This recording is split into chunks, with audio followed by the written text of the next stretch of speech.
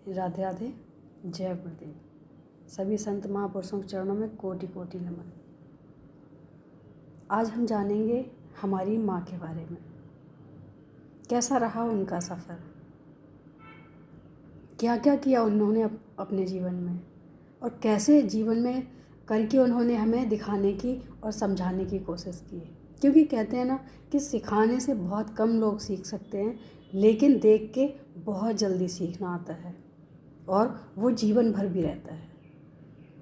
Practically बात अलग हो जाती है और पढ़ना एक अलग चीज़ हो जाती है। तो सीखना, बोल के सिखाना एक पढ़ने के बराबर है। वो कभी भी भूल सकते हैं, लेकिन जो प्रैक्टिकल हम करते हैं अपने जीवन में और देखते हैं अपने जीवन में, वो हम जीवन भर याद रखते हैं, अपने जीवन के साथ रखते हैं। तो हमारी माँ की दिनचर्या क्या थी? सबसे पहले तो जब उनकी शादी हुई, तो जब शादी होके आई तो उनका एक बहुत अच्छा जो रहा जीवन, वो ये रहा कि सभी की तरफ से उन्हें बहुत सम्मान मिला। सब ने उन्हें बहुत प्रेम दिया, क्योंकि शहर से आके किसी एक छोटे कस्बे में जिसकी शादी हुई हो और वो सभी का मान सम्मान करना भी जानता हो, ऐसे लोगों का मुझे लगता है कि कल भी आदर होता था और आज भी आदर होता है। आदर उन्हीं का नहीं होता है जो आदर देना नहीं जानते हैं। जो आदर देना जानते हैं उनका आदर होता ही है। तो उन्होंने जब तक रही तब तक उन्होंने सबके दिलों में राज किया, और मुझे याद भी नहीं है कि उनको गुस्सा भी कब आया। आखिरी टाइम उनका गुस्सा कब आया होगा। कभी ऊंची आवाज़ में बात नहीं करती थी। जब भी बात करती थी बहुत हंस के नॉर्मल बात करती थी। तो उनकी दिनचर्या क्या थी कि सुबह 4 बजे उठना, सुबह 4 बजे उठ के और अपने कार्य में शुरू हो जाना। घर में जानवर भी थे, घोड़े भी थे और गाय भी थी और टैक्सियाँ चलती थी। तो पहले के ज़माने में होता ये था कि जो टैक्सी चालक होते थे उनका भोजन हम घर से ही बना के दिया करते थे, वो अपने यहाँ से लेके नहीं आते थे। तो उनका भी बनाना, उनका भी ध्यान रखना। उसके बाद वो स्कूल भी ज्वाइन किए हुई थी, स्कूल भी जाना। स्कूल से आने के बाद फिर हर डेली का नियम था उनका कि रामायण पढ़नी है। 4 बजे से उठ के उनको अपने सारे घर का काम देखना है। 7 बजे से 1 बजे तक स्कूल देखना है। स्कूल से आने के बाद सब लोग उनका इंतज़ार करते थे। जो मोहल्ला पड़ोस के बुज़ुर्ग होते थे वो उनका इंतज़ार करते थे, क्योंकि उनको पता है कि रामायण पढ़ती हैं। तो वो अकेले नहीं पढ़ती थी। जो दादियाँ होती थी मोहल्ले पड़ोस की, वो अंदर बैठ के सुनती थी, और जो काका लोग होते थे वो बाहर बैठ के दरवाजे में सुनते थे। डेली का उनका रूटीन था कि उनको रामायण पढ़नी है।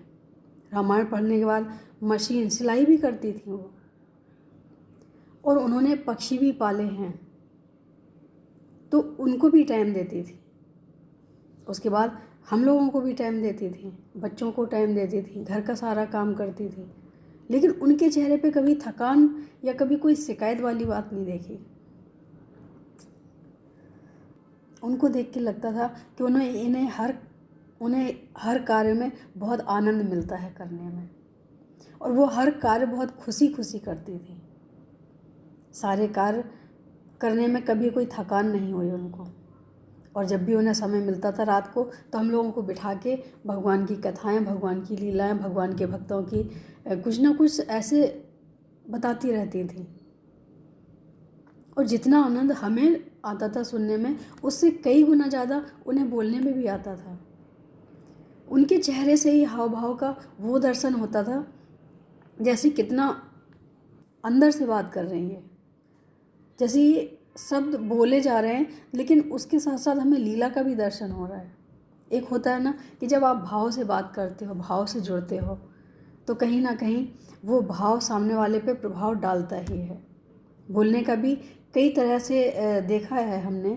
कई लोग कई तरह से बोलते हैं, सबके बोलने का अलग अलग ढंग होता है, अलग अलग तरीका होता है। लेकिन जो दिल से और भाव से बोलता है वो सीधा जाके दिल पे लगता है। तो ऐसे ही उनका बोलना था। पूरी रामायण उनकी इस तरह से पढ़ी हुई थी कि अगर चौपाई की एक लाइन कोई बोल दे तो वो दूसरी लाइन कंप्लीट बिना देखे कर देंगी, क्योंकि उन्होंने जीवन भर जब तक वो रही हैं बराबर उन्होंने रामायण का पाठ किया है। नियम था उनका, खुद भी पढ़ती थी, लोगों को भी सुनाती थी और उसी के हिसाब से ही जीवन जीती थी। तो शायद मुझे लगता है कि यही उनकी ज़िंदगी का सफ़र का एक बहुत महत्वपूर्ण हिस्सा रहा है कि उन्हें कभी कोई तकलीफ़ भी नहीं हुई जीवन में। उनका जीवन बहुत सरलता से कटा है और इतनी सरल स्वभाव की थी कि हर कोई उनको, कोई दाता राम कहता था तो कोई दतिया की थी तो कोई दतिया नरेश कहता था, क्योंकि उनके स्वभाव में सिर्फ देना था। और शायद यही वजह है कि उनके जीवन में कभी दुख का पल आया ही नहीं, क्योंकि उन्हें कभी किसी से कोई उम्मीद नहीं थी। उन्हें ये लगता था कि जो हम किसी को दे सकते हैं, जिस लायक हम सक्षम हैं, हम वो करते रहें। तो ये जो हमने आपको घटना सुनाई है, ये सुनाई है आपको 60 साल 65 साल पुरानी, जो उन्होंने दिनचर्या जी है, जो उन्होंने सबके साथ किया है और बहुत ही अच्छे तरीके से उन्होंने अपना जीवन जिया है। उनको देख के लोगों ने प्रेरणा ली है फिर कि हमें घर में रामायण पढ़ना चाहिए। फिर शाम के टाइम वहाँ पे भी लोग रामायण पढ़ना शुरू हो गए। कुछ ही दिनों बाद फिर मोहल्ले पड़ोस में भी सत्संग शुरू हो गए। कितने लोगों ने उनसे ऐसी शिक्षा ली है कि हमें क्या करना चाहिए, क्या नहीं करना चाहिए। और जीवन में अगर हम किसी के काम आ पाए तो मुझे लगता है कि इससे बड़ी तो कोई बात ही नहीं है। अगर हम किसी को अच्छा राह दिखा सकते हैं, किसी के साथ हम अच्छे वक्त के लिए खड़े हो जाते हैं, कि अगर किसी का वक्त बुरा है और हम उसके सपोर्ट में खड़े हो जाते हैं, उसके सहारे के लिए हम खड़े हो जाते हैं, इससे बड़ी बात कोई हो ही नहीं सकती है। तो उनके जीवन से हमने जो सीखा है सबसे बड़ी बात कि जिस लायक हम हैं, जिसके लिए हम कुछ कर सकते हैं किसी के लिए, वो हमें ज़रूर करना चाहिए। तो उनके जीवन से जो हमें सीखने को मिला है वो ये मिला है कि जो भी शिक्षा हमने पाई है कहीं ना कहीं उसका वितरण भी होना ज़रूरी है। और जब हम किसी को देते हैं तो खुशियाँ वहीं आती हैं, लेने से तो सिर्फ दुख आते हैं। तो उन्होंने सिर्फ दिया है, उन्होंने सिर्फ बांटा है। उन्होंने ये देखा है कि किसको किस चीज़ की ज़रूरत है और हम किस लायक हैं, हम सक्षम हैं, तो हम ज़रूर करेंगे। ऊपर वाले की कृपा भी ऐसी रही है कि किसी चीज़ की कमी नहीं थी, लेकिन वो सबके लिए आगे खड़ी हो जाती थी किसी भी कार्य के लिए। तो मुझे लगता है कि जीवन में अगर जिसने रामायण पढ़ी है या जिसने धर्म का मार्ग अपनाया है, उसको सही गलत का पता होता ही है और होना भी चाहिए। क्योंकि जब हम इन चीज़ों में जुड़ते हैं तो इसमें हमें अगर धर्म और अधर्म का पता ही ना हो तो इससे जुड़ने का मतलब भी नहीं है। धर्म और अधर्म का अगर मार्ग जानना है तो इनसे जुड़ना ज़रूरी है। और अगर इनसे जुड़ने के बाद भी अगर हम नहीं जान पाए तो फिर बेकार ही अपना समय व्यर्थ करना है। तो उनके जीवन से हमने ये सीखा है कि किसी के काम आना कितना अच्छा होता है, और उन्होंने मुझे प्रेरणा भी दी है इस बात की। आज के लिए इतना ही। राधे राधे, जय गुरुदेव।